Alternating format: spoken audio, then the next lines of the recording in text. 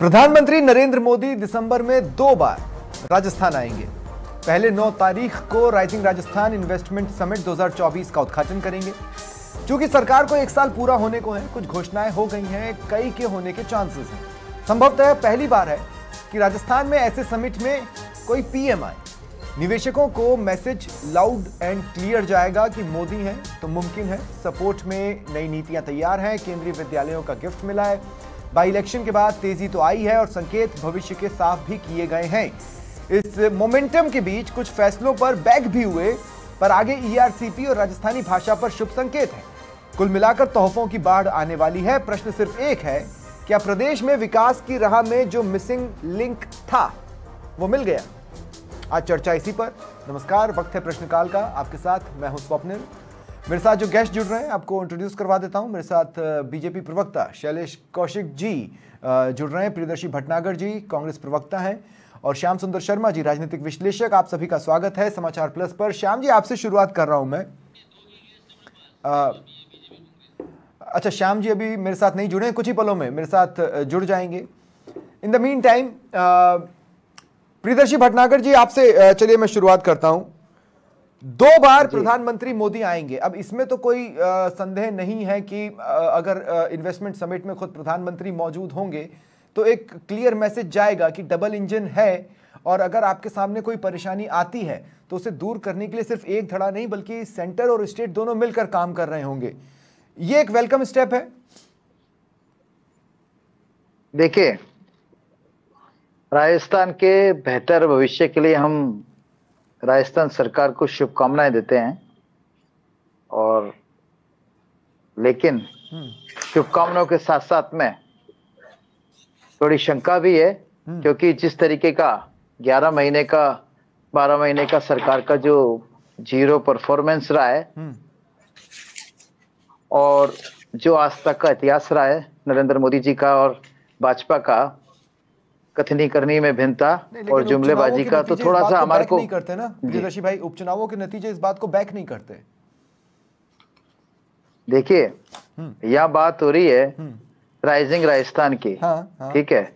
Rising Rajasthan में ये जिस कमिटमेंट के, जिन घोषणाओं के साथ में आ रहे हैं, तो सबसे पहला तो राजस्थान सरकार का उत्तरदायित्व हो जाता है कि वो उनको साबित करके दिखाए।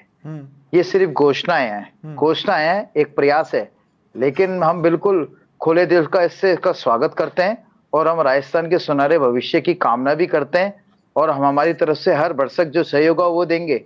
लेकिन हमारे को भी ये उम्मीद है कि भारतीय जनता पार्टी अपनी कथनी करनी में भिन्नता ना रखते हुए जो यथार्थ और जो सत्य बात है वही जनता के बीच में रखेंगी। इसको जो जिस प्रकार से भारतीय जनता पार्टी हर चीज को अपने इलेक्शन मोड में रहने की जो स्थिति है उससे ना जोड़ते हुए वास्तव में राजस्थान की जो विकास की बात है उसको लेकर अगर काम करेगी तो हम उसके साथ हैं। मुझे एक बात बहुत अचंभित करती है। देखिए, ऐसा नहीं है कि इस तरह निवेश का महाकुंभ कोई पहली बार स्टेट में लगा हो। दोनों गेस्ट को ऑन एयर ले लें। पहले भी लगे हैं, गहलोत सरकार के टाइम पर भी लगे हैं, राज्य सरकार के टाइम पर भी लगे हैं, लेकिन कभी हमने किसी पीएम को इन्वेस्टमेंट समिट में नहीं देखा। क्या ये एक डेस्परेट कॉल है और या फिर ये एक वेलकम कॉल है? इसे भी समझना जरूरी है। देखिए, मैं ये क्यों कह रहा हूं ये भी मैं आपको बता दूं। मुझे नहीं पता कि अशोक गहलोत ने पीएम को इनवाइट किया था या नहीं किया था, या इनवाइट किया था तो क्या वहां से क्लियरेंस नहीं आई, क्या राज्य सरकार ने इनवाइट किया था या नहीं किया था, या वहां से क्लियरेंस नहीं आई। मैं उस पछड़े में नहीं जा रहा हूं, लेकिन क्या शैलेश भाई ये एक डेस्परेट कॉल है पीएम की मौजूदगी ये बताने के लिए कि पीएम भी हैं, ऐसा ना समझे कि हम अलग थलग पड़े हैं? क्या है ये? देखिए स्वप्निल जी, डबल इंजन की सरकार और डबल इंजन की सरकार की विश्वसनीयता और इस राजस्थान में आयोजित होने वाली ग्लोबल समिट की उपयोगिता और महत्वता, माननीय प्रधानमंत्री महोदय के आगमन की, और जिस तरीके से वो जो टॉप 30 बिजनेसमैन आएंगे, निवेशक आएंगे, जो उनका राजस्थान और हिंदुस्तान की अर्थव्यवस्था में महत्वपूर्ण योगदान है, हिंदुस्तान की अर्थव्यवस्था में, ऐसे लोगों के साथ मिलना ये दर्शाता है कि राजस्थान के लिए इस समिट की कितनी महत्वता है। माननीय मुख्यमंत्री महोदय की संवेदनशीलता, तत्परता जिस तरीके से है वो दर्शाती है कि राजस्थान के युवाओं के लिए, भविष्य के लिए, उद्योगों के भविष्य के लिए, रोजगार सृजन के लिए और तमाम सेक्टर्स के लिए इस समिट की कितनी आवश्यकता है, कितनी महत्वता है। और माननीय प्रधानमंत्री महोदय, जैसा कि आपने स्वयं ने भी कहा था कि खुद स्वयं ऐसा शायद इतिहास में पहली बार राजस्थान में समिट के लिए आगमन हो रहा है। मौजूदगी पर है, पीएम की मौजूदगी यूपी के इन्वेस्टमेंट समिट में नहीं थी, नॉन बीजेपी या एनडीए शासित राज्यों में रहेगी या नहीं रहेगी हम नहीं जानते, उन्होंने स्पेसिफिकली राजस्थान को ही चुना है। इसलिए मेरा सवाल है आपसे कि क्या ये कोई एक डेस्परेट कॉल है या रूटीन नहीं से ले? देखिए पीएम ने, आपको ध्यान होगा कपिल जी, और मैं बताना चाहूंगा, खुद ने स्वयं ने कहा था कि विकसित भारत के सपने को साकार करने में राजस्थान की बहुत महत्वपूर्ण भूमिका है, क्योंकि राजस्थान में तमाम तरीके की नेचुरल रिसोर्सेज हैं और जिनके माध्यम से अपन न केवल राजस्थान, हिंदुस्तान, बल्कि विदेशों के निवेशकों का आकर्षित कर सकते हैं। और जिस तरीके से माननीय भजन लाल जी ने एक साल की सरकार में इस पर काम किया है और जिसके परिणाम जिस तरीके से आए, 30 देशों की सहभागिता और 10 देशों की जो कंट्री वाइज जो पार्टनर बनने को तैयार है, वो दर्शाती है कि राजस्थान के युवाओं के भविष्य के लिए, राजस्थान के रोजगार सृजन के लिए कितनी महत्वपूर्ण है। और ये बहुत राजस्थान के लिए गौरव की बात है, किसी भी राज्य के लिए गौरव की बात है कि उस देश का प्रधानमंत्री और जो नरेंद्र मोदी ऐसा व्यक्तित्व उसमें आता है और एक हफ्ते के अंदर 2 बार आना निश्चित रूप से दर्शाता है कि माननीय प्रधानमंत्री जी के लिए मुख्यमंत्री जी और राजस्थान का कितना ध्यान रखते हैं और कितनी उनकी तत्परता है। और मैं कहना चाहूंगा ये बहुत सौभाग्य की बात है, क्योंकि जब प्रधानमंत्री जी आएंगे तो कुछ ना कुछ राजस्थान के लिए भी मिलेगा। और जो जिस तरीके से मैसेज तो लाउड एंड क्लियर जाएगा ही। श्याम सुंदर शर्मा जी मेरे साथ जुड़ चुके हैं। श्याम जी स्वागत है आपका समाचार प्लस पर। श्याम जी क्या बदला? मैं ये क्यों पूछ रहा हूं, मैं ये बता रहा हूं। बाई इलेक्शन के नतीजों के बाद एकाएक बहुत से फैसलों में तेजी तो आई। एक, अगर वो सफाई कर्मी भर्ती परीक्षा वाला सेटबैक हटा दें तो बाकी जगह तो मोमेंटम साफ तौर पर नजर आ रहा है। सवाल ये है कि क्या बदला एकाएक? देखिए सुप्रीम जी, निश्चित तौर पर 9 तारीख से 11 दिसंबर तक 3 दिन का समिट हो रहा है और इंटरनेशनल है, नेशनल नहीं इंटरनेशनल है। उसमें देखने का कि 32 देश और 17 देश तो इसके पार्टनर बन रहे हैं, तो एक बहुत बड़ी उपलब्धि कही जानी चाहिए। और प्रधानमंत्री का आना तय हुआ है, तो ईमान के लिए समिट में कुछ दम है पहले से ज्यादा। देखिए इससे पहले भी अशोक गहलोत के शासन में भी समिट हुए थे, 2% सक्सेस गई थी तो देखा है रेशो। और वसुंधरा राजे ने किया था, उसमें भी करीब 7.5% सफल हो पाया था। तो इसका मतलब है कि पुराने जमाने में जो भी समिट हुए वो तरीके से नहीं कर पाए, इसलिए उनका सक्सेस रेशो बहुत कम रहा। और देखिए प्रधानमंत्री का आना, मुझको लगता है कि प्रधानमंत्री का आने का मतलब है कि बहुत सारी चीजें आप क्लियरेंस कर रहे हैं, इसके कारण से प्रधानमंत्री आ रहे हैं, क्योंकि ये इंटरनेशनल मामला हो गया है और कई देश इसमें आ रहे हैं। जिस प्रकार से देखिएगा कि डेनमार्क है, जापान है, दक्षिणी कोरिया है, सिंगापुर है, स्विट्जरलैंड है, मलेशिया है, स्पेन है, क्यूबा है, पोलैंड है, थाईलैंड, ये सारे के सारे हमारे देखिएगा कि समिट के पार्टनर कंट्री बने हैं। तो अगर पार्टनर कंट्री अगर 17 देश बने और 32 देशों के प्रतिनिधि और कई देशों के राजदूत आ रहे हैं, तो इसका मतलब समिट तो बहुत सक्सेस होने वाला है निश्चित तौर पर। जिस प्रकार से देखिएगा कि कुमार मंगलम आने की बात हो रही है और देखिएगा कि अनिल अग्रवाल, गौतम अडानी, आनंद महिंद्रा, संजीव पुरी, अजय श्रीराम, ये सारे के सारे वो व्यापारी संस्थान के घराने के प्रमुख हैं जो कि बहुत बड़ा निवेश दे सकते हैं। और निश्चित रूप से जिस प्रकार से हमारे खुद के हैं कुछ तो इसमें, जिस प्रकार से अगर कुमार मंगलम बिरला की बात करें वो तो राजस्थान से ही हैं, और देखिए अनिल अग्रवाल की बात करें वो जयपुर से ही, चौमू के रहने वाले थे। तो देखिए ये पार्टनर हमारे खुद के हैं और निश्चित तौर पर जिस प्रकार का निवेश होने जा रहा है, महाकुंभ का सक्सेस तो उसके बाद होने वाले इंप्लीमेंटेशन पर डिपेंड करेगा। पूर्व में जो आपने 2% और 7.5% बताया, उसमें एक मेजर ड्रॉबैक ब्यूरोक्रेसी थी, सिस्टम था। तो क्या इसके सपोर्ट में हम ये कह सकते हैं चूंकि नई नीतियां आई हैं और ब्यूरोक्रेसी को ये मैसेज जाएगा कि अब सिर्फ स्टेट लेवल पर वॉच नहीं होना है, अब तो सेंटर से भी वॉच होना है, क्योंकि प्रधानमंत्री मोदी ने अपनी उपस्थिति दिखा दी है। तो इससे चीजें बदलेंगी या किस तरीके से चीजें बदलेंगी, इसके तो चांसेस? निश्चित तौर पर देखिए सरकार पहले साल में आयोजन कर रही है, 4 साल सरकार के पास मौजूद है। ये लाल फीता शाही को तो देखिए चाबुक लेके चलना ही पड़ेगा। ये अरबी घोड़े ऐसे होते हैं जिनकी लगाम अगर आप कस के रखोगे तो सक्सेस हो जाओगे।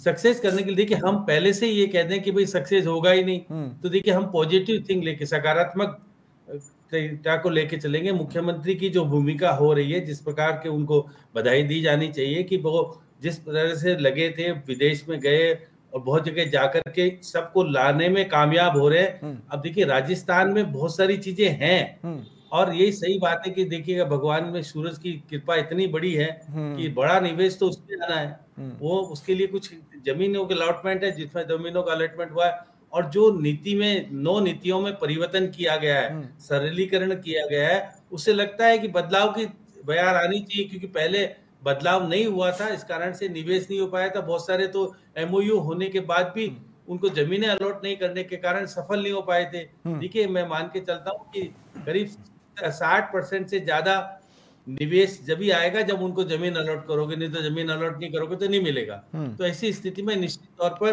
बदलाव का बयार माना जाना चाहिए। मैं कह सकता हूं कि राजस्थान में आने वाले समय में जिस प्रकार का सोच सरकार का है उसमें निश्चित रूप से विपक्ष भी आज साथ है, क्योंकि विपक्ष ये कहने की स्थिति में है नहीं कि निवेश नहीं आना चाहिए। हर राजस्थानी है कि निवेश लेकिन आए। दो चीजें हैं इस पर मैं दोबारा शैलेश कौशिक को लाना चाहता हूं। दरअसल शैलेश भाई मुझे एक बात बताइए, इतने सारे देशों का जमावड़ा लग रहा है तो कहीं ये सिर्फ महज डिप्लोमेटिक फ्रंट या डिप्लोमेटिक प्रोग्राम बनकर न रह जाए, ये एक बहुत बड़ा चैलेंज रहेगा। उस दिन सभी इस पर नजर रखेंगे। दूसरी बात यह है कि दरअसल प्रधानमंत्री मोदी दिसंबर में 2 बार आ रहे हैं। 2 बार आने का मतलब है कि या तो वो चीजें अपने हाथ में ले रहे हैं या फिर वो को पायलट बन रहे हैं। हम किस फैक्टर को पकड़े?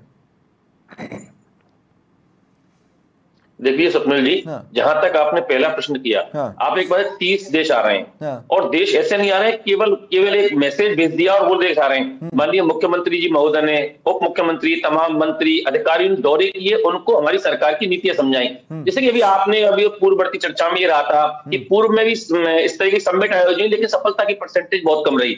यही कारण रहा कि माननीय मुख्यमंत्री महोदय तमाम प्रशासनिक आला अधिकारियों 6 महीने पहले इसकी स्टडी की। पिछली सरकारों के कार्यकाल में, मैं किसी सरकार का नाम नहीं ले रहा, पिछली सरकारों के कार्यकाल में किस तरीके से इन समिटों में अव्यवस्थाएं रही, क्या कमी रही, क्या नतीजे आए, परसेंटेज क्यों रही, उनका रिव्यू किया और उसके बाद 6 महीने के लगभग पूर्णकालिक डिस्कशन के बाद निर्णय लिया। तमाम तरीके की नीतियां बनाई गई, सरलीकरण के प्रयास किए गए, उनको निवेशकों को आकर्षित करने के लिए योजनाएं बनाई गई। उसके बाद निवेशकों को लगा कि पहली साल में समिट आयोजित हो रही है और हम भी सुरक्षित है, सरकार के पास भी समय है और हमारे पास भी पूरा समय है इन योजनाओं को धरातल पर लाने के लिए। चाहे अधिकारी लगाने की योजना हो, अधिकारियों को स्पष्ट कर दिया गया है, चाहे वो किसी विभाग में ट्रांसफर हो जाए, उनका काम जिस देश के लिए लगाया उस देश के लिए काम को धरातल पर लाने का और योजना को करने का है। तो इसलिए डिप्लोमेटिक नहीं है, तमाम तरीके की कार्रवाई योजनाएं से की गई हैं। और जहां तक माननीय प्रधानमंत्री महोदय की बात है, देखिए प्रधानमंत्री महोदय 2 बार, एक बार राजस्थान के उद्घाटन में आ रहे हैं, इतना बड़ा इंटरनेशनल समिट है, श्याम जी भी कह रहे थे, तो उसके लिए तमाम निवेशक आएंगे, उनको भरोसा भी है,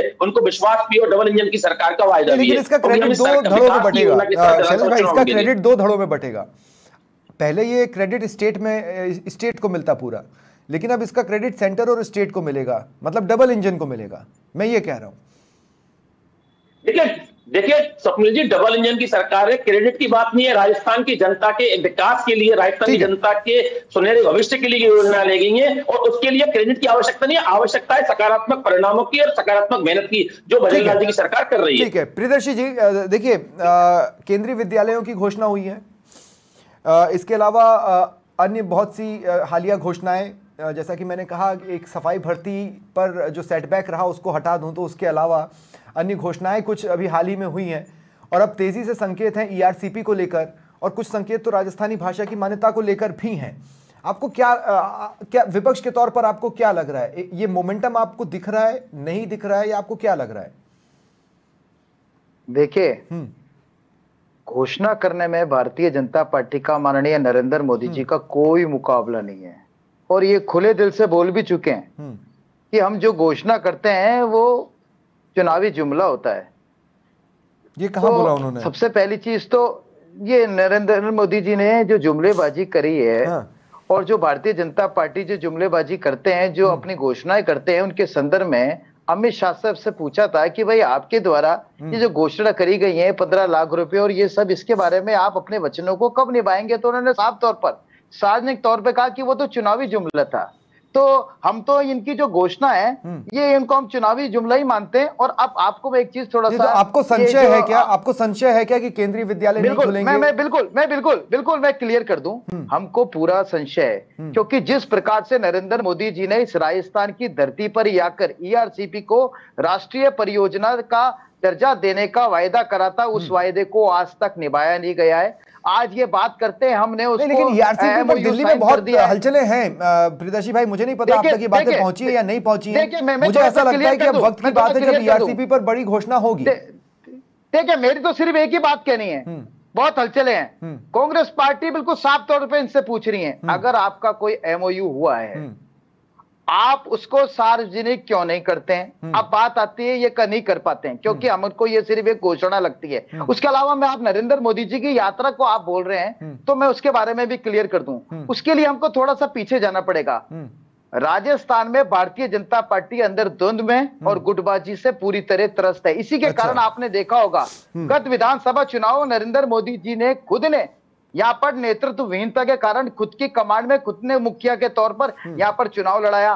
उसके बाद में पर्ची के माध्यम से इनकी नियुक्ति हुई। उसके बाद में ये मैसेज गया, आज आप देख लीजिए किरोड़ी लाल मीणा जी रोज अपनी सरकार को घेर रहे हैं, किस तरीके से इनके आपस में सरकार का जीरो परफॉर्मेंस रहा है। इसलिए कहीं ना कहीं भाई मानना पड़ेगा कि किरोड़ी लाल मीणा विपक्ष से बेटर परफॉर्म कर रहे हैं, क्योंकि विपक्ष के तौर पर नजर नहीं आ रहा है। बेटर परफॉर्मेंस नहीं कर रहे हैं, किरोड़ी लाल मीणा विपक्ष के तौर पर आपसे बेटर परफॉर्म कर रहे हैं प्रियदर्शी भाई। नहीं वो खुद को मुख्यमंत्री जो बने ना उसकी भड़ास वो इस प्रकार से निकाल रहे हैं पहले दिन से। आज वो ये क्यों नहीं कहते थे मैं मंत्री हूं या नहीं हूं। ठीक है, ये नरेंद्र मोदी जी बचाव में आ रहे हैं। श्याम सुंदर शर्मा जी के पास में जा रहा हूं। श्याम सुंदर शर्मा जी एक बात, जैसे 9 नई नीतियां आई, फिर किसी को नहीं पता था कि ये होने वाला है, लेकिन धर्मांतरण के खिलाफ, अनलॉफुल धर्मांतरण के खिलाफ एक कानून भी आ गया जिसे मंजूरी दे दी गई है। बहुत जल्द हो सकता है उस पर अमली जामा भी पहना दिया जाए। उसके बाद अगर मैं गलत नहीं हूं तो 9 केंद्रीय विद्यालय आए हैं। मतलब आप हर एक फील्ड को टच करते जा रहे हैं और ये मोमेंटम शुरुआती 6-7 महीने में से अलग है। अब देखिएगा प्रियदर्शी जी का आपको दायित्व है कि वो कमियों को उजागर कर, लेकिन आज 6 महीने बाद अगर कमियों को उजागर करोगे प्रियदर्शी जी तो ठीक लगेगा कि आपने किया कुछ हो नहीं रहा एमओयू में ये। तो आप देखिए इंतजार करें। और देखिएगा ईआरसीपी के मामले को लेकर के प्रधानमंत्री जी घोषणा करने नहीं आ रहे हैं, प्रधानमंत्री जी शिलान्यास करने आ रहे हैं। इसलिए आप मान के चलिएगा कि उसके बाद एमओयू आपके सामने आएगा। उसके पहले कैसे आएगा? और निश्चित रूप से देखिएगा नदियों को जोड़ने वाला काम राष्ट्रीय परियोजना घोषित हो जाएगी तो निश्चित रूप से राजस्थान को लाभ होने वाला है, क्योंकि राजस्थान को पार्ट कितना सा देना पड़ेगा, 10% देना पड़ेगा, 90% केंद्र दे पाएगा।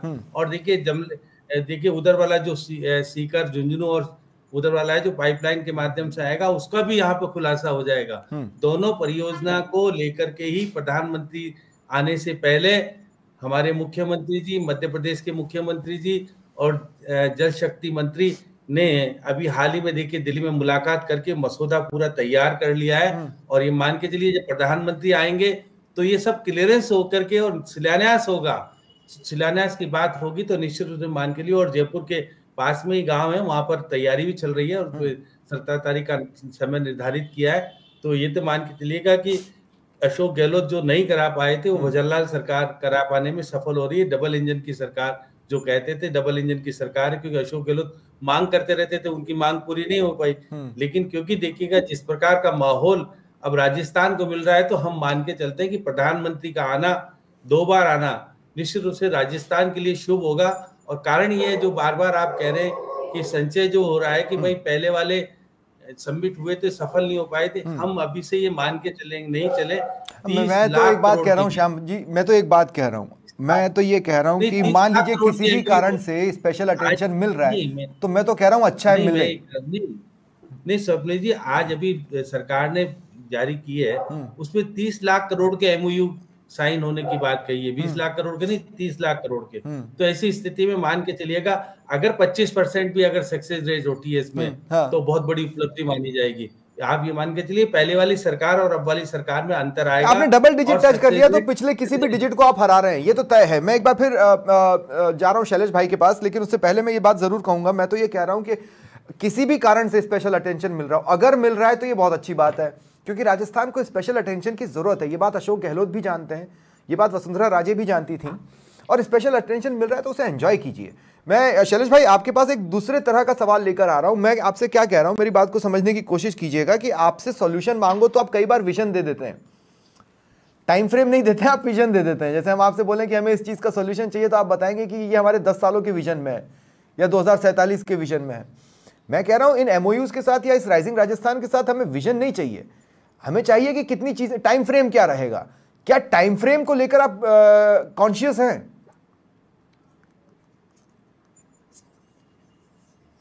स्वप्निल जी, हाँ।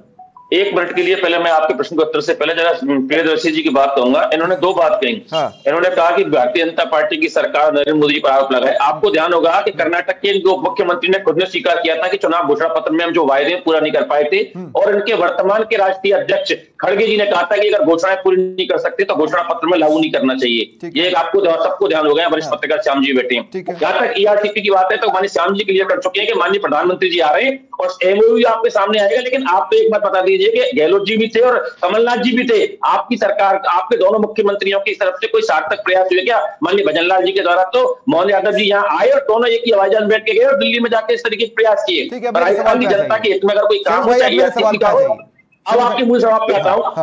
देखिए बिल्कुल स्वप्निल जी, मैं आपके सवाल पर आता हूं। मैं एक बात स्पष्ट रूप से कहना चाहता हूं कि ये राजस्थान इसीलिए भजनलाल जी की सरकार ने इस तरीके किया। पहली साल में 6 महीने के बाद 1 अगस्त को इस समिट की शुरुआत की थी, कार्रवाई की, और अब दिसंबर के महीने में इसी साल के अंतर्गत पूरी हो रही है। और 4 साल के अंतर्गत इस समिट के जो अंतर्गत जो एमओयू होंगे उनके अधिकांश काम धरातल पर आ जाएंगे। कई बिजली के सेक्टर्स में तो आपने देखी होंगी जो सरकार नहीं कर पाई थी, हमने जमीनों का अलर्ट कर दिया। आप टाइम फ्रेम, क्योंकि निवेशक भी जानता है कि सरकार जिस सरकार में काम होगा उसमें तमाम तरीके के बाधाओं दूर करने के सार्थक प्रयास होंगे, इसलिए निवेशक भी सुरक्षित है, सरकार पूरे प्रयास कर रही है और निवेशक के लिए तमाम तरीके के सहयोग के लिए प्रियदर्शी जी, मुझे आपसे एक सवाल का जवाब चाहिए। क्या आप सिस्टम की मशीनरी को इतनी बेहतर तरीके से जानते हैं कि इसी वजह से ये मानकर चल रहे हैं कि चीजें शायद धरातल पर उतर ही ना पाए? मतलब नेगेटिविटी क्यों? जी, उसका कारण है 12 महीने का भारतीय जनता पार्टी की सरकार का परफॉर्मेंस, कथनी करनी में भिन्नता। आज देख लीजिए, ये टुकड़े टुकड़े में विभाजित हैं, जनता से त्रस्त है। जिस कमिटमेंट के से आए थे इन्होंने, आपने देखा 12 महीनों का यहाँ पर एक घोषित आपातकाल। 2 सेकंड प्रियदर्शी भाई, अगर ये टुकड़े टुकड़ों में विभाजित है, अरे आपातकाल तो आपका ही शब्द है, 1975 में आपकी सरकार ने दिया था हिंदुस्तान को आपातकाल। 2 मिनट, आपातकाल को आप बोलते हैं, शैलेश भाई 2 मिनट, आपने दिया है। शैलेश भाई 2 मिनट, प्रियदर्शी भाई प्लीज, मैं सवाल ले रहा हूं। मैं आपसे ये कह रहा हूं कि अगर बिखराव और टुकड़े टुकड़े उतने क्लियर नहीं है जितने INDIA में क्लियर है, आप समझ रहे हैं? ममता बनर्जी, समाजवादी पार्टी, बिखराव वो कहलाता है, कम से कम वो विजिबल तो है क्लियरली। इनके तो हम संकेत पकड़ रहे हैं ना, तो इसको नहीं संकेत नहीं है, ये बिल्कुल क्लियर है। आज आप देख लीजिए, खुद किरोड़ी लाल मीणा जी इसका जीवंत उदाहरण है। वो ये कहते हैं मेरी सरकार में मेरे खिलाफ हो रहा है, मुख्यमंत्री इसका जवाब देंगे, मुकदमे दर्ज हो रहा है। रोज खुद सरकार में मंत्री कहते हैं कि मैं मंत्री हूं, वो थानेदार के एक सीआई के पास पहुंच जाते हैं, सड़कों पे खड़े रहते हैं अपनी नहीं। उसके अलावा मैं क्लियर कर दूं, प्रकरण नहीं हुआ है। एसओजी के पास जाते हैं, हाँ। उनको जाकर लिस्ट देते हैं, उनको पास सरकार पे विश्वास नहीं है क्या? अपने मुख्यमंत्री पे विश्वास नहीं है क्या? श्याम जी, ये आज स्थिति जो है, श्याम जी के पास जा रहा हूं मैं, क्या इनकी? ठीक है प्रियदर्शी जी, श्याम जी देखिए क्या होता है। घोषित पानी बिजली की कटौती देखिए, 2 मिनट मैं आप दोनों को रोक रहा हूं। आपने जनता की कौन सी मांग पूरी करी है? भाई अब रुक जाइए प्लीज। श्याम सुंदर शर्मा जी, मैं आपके पास आ रहा हूं। हमने सारी मांग पूरी कर दी भाई, 2 मिनट रुकिए।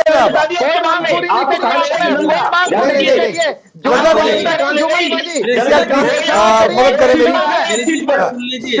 2 मिनट सुनिए प्रियदर्शी जी, 2 मिनट सुनिए और शैलेश भाई सुनिए। हाँ, जो आप कह रहे हो टुकड़े टुकड़े तो आपकी सरकार में भी हुआ करते थे। राजेंद्र गुड़ा क्या करते थे, बाकी के लोग क्या करते थे, आपको पता है ना? मंत्रियों के कारण किस तरह की स्थितियां बनती थी। सचिन पायलट जो आज करोड़ी कर रहे हैं, सचिन पायलट जी ये बेहतर परफॉर्मेंस दे रहे हैं। उस संदर्भ में ये बेहतर परफॉर्मेंस दे रहे हैं बीजेपी। अरे मेरी बात सुनो, देखिए पहले दिन तो सोलर का रखा है, दूसरे दिन प्रवासी राजस्थानियों का सम्मेलन रखा है, और तीसरे दिन लघु उद्योग भारती के माध्यम से लघु उद्योगों का सम्मेलन। तीनों दिन बहुत बड़े शुभकामनाएं देते हैं। नहीं, हम शुभकामनाएं देते हैं। नहीं, हम शुभकामनाएं देते हैं, पर हमारे को इनके शंका है इनके परफॉर्मेंस पे। देखिए मेरा कहने का आज की स्थिति में तो हम शुभकामना देने की स्थिति में 6 महीने बाद अगर कुछ नहीं हो तो आपको बोलने का अधिकार है, आज बोलने का अधिकार आपको। नहीं, लेकिन श्याम जी मैं एक बात जोड़ रहा हूँ। श्याम जी मैं आपसे क्लोजिंग कमेंट लूंगा। 12 महीने का परफॉर्मेंस जीरो रहा भारतीय जनता पार्टी का। श्याम सुंदर शर्मा जी मैं आपसे क्लोजिंग कमेंट लूंगा। नहीं है इस पार्टी में। क्लोजिंग कमेंट इस बात पर लूंगा कि देखिए क्या होता है, कांग्रेस बेसिकली कई बार इतना ज्यादा देने के मोड पर आ जाती है कि फ्यूचर में पैसा कहां से आएगा नहीं आएगा, इन सारी चीज़ों को लेकर दुविधा की स्थिति का सामना उन्हें करना पड़ जाता है। मैं कह रहा हूं कि कड़े फैसले लेने होते हैं। कुछ सॉल्यूशंस जो तत्कालिक संविधान मांगते हैं, कड़े फैसले यही होते हैं कि उसको कुछ समय के लिए टाला जाए ताकि एक आधार बन सके। देखने वालों को यह लगेगा कि शायद हमें अभी नहीं दिया, लेकिन भविष्य में पता चलता है, आने वाली पीढ़ियों को पता चलता है कि नहीं चीज़ें ठीक हो गई। क्या उस नज़रिए से ये आपको ठीक लग रहा है? देखिए स्वप्निल जी, आप ये बार बार प्रियदर्शी जी सवाल आज उठाने का आपको अधिकार नहीं है। आपको 6 महीने बाद सवाल उठाने का अधिकार अगर कुछ नहीं होता है। देखिए आज तो आप सबको मिलकर के राजस्थान का सुनहरा भविष्य कैसे बने, हमारे यहाँ रोजगार कैसे आए, ये सब चीजें अगर विदेश वाले आ रहे हैं पहले से ऑलरेडी, देखिए आपके यहाँ सुनील अरोड़ा के माध्यम से जो कोरिया और जापान का हब हुआ है वो बढ़ जाएगा और कई देशों की चीजें स्थिति हो जाएगी, सुधरेगी। तो इसका मतलब हम आपको आज तो सकारात्मक रूप से बधाई दीजिए, प्रधानमंत्री आएंगे, मुख्यमंत्री और सारे कई केंद्रीय मंत्री आएंगे, कई देशों के कई राज्यों के मुख्यमंत्री आकर के यहाँ की स्थिति को देखेंगे। तो मैं मान के चलता हूँ कि हाँ, पहले जब अशोक गहलोत जी ने सबमिट किया था तो प्रधानमंत्री जी मुख्यमंत्री थे, जब गुजरात के आए थे वो, और बोल के बहुत कुछ गए थे, आपके सामने देखा था, मैंने भी देखा था। तो देखिए स्थिति में परिवर्तन है, आज वो प्रधानमंत्री के रूप में आएंगे तो राजस्थान को कुछ न कुछ मिलने वाला है। ठीक है, जाना तो कुछ है नहीं। तो इसलिए आप सबको भी, हम सब एक होकर के राजस्थान के विकास में कैसे अच्छा काम कर सकते हैं, बधाई देने के लिए आज तो बधाई दीजिए, बाद में 6 महीने बाद आप सवाल उठाइए। ठीक है, बहुत बहुत शुक्रिया, बहुत बहुत शुक्रिया आप तीनों का मेरे साथ जुड़ने के लिए। फिंगर्स क्रॉस रखिए, हो सकता है सब कुछ बहुत अच्छा रहे। नमस्कार।